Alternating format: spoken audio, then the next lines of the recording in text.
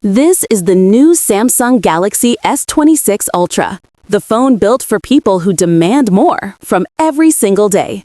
Today, we're taking a first look at the brand new Samsung Galaxy S26 Ultra. And let me tell you, Samsung didn't just upgrade this thing, they rebuilt it from the ground up.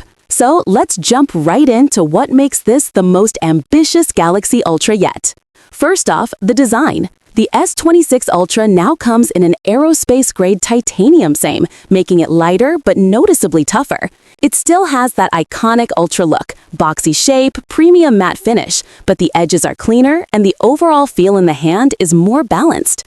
It's one of those devices that feels expensive the moment you pick it up. Samsung's displays have always been industry-leading, and the S26 Ultra pushes things further with the new 6.9-inch dynamic AMOLED X2 panel. We're talking brighter outdoors, smoother animations with a 1 to 144 Hz adaptive refresh rate, and insane clarity. Whether you're gaming, watching Netflix, or doom scrolling until 3 a.m., this screen looks ridiculous. Now let's talk cameras, the part everyone cares about.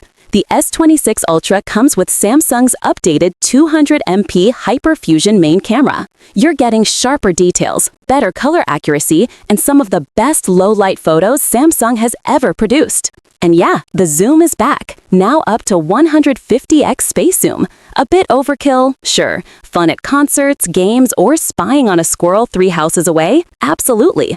But what impressed me most is the stabilization. Even at high zoom levels, footage stays surprisingly smooth. Powering everything is the new Snapdragon for Galaxy chipset, which is basically a performance monster. Apps launch instantly, games run buttery smooth, and multitasking feels effortless. This is easily one of the fastest phones on the market right now, no question. Battery got a boost too. With a 5800 mAh intelligent battery, Samsung claims you can get through a full weekend on moderate usage. And honestly, based on my early testing, it's looking promising. And of course, it wouldn't be an Ultra without the S Pen. Latency is lower, handwriting feels more natural, and editing photos or videos is smoother than ever. So, is the Samsung Galaxy S26 Ultra worth upgrading to?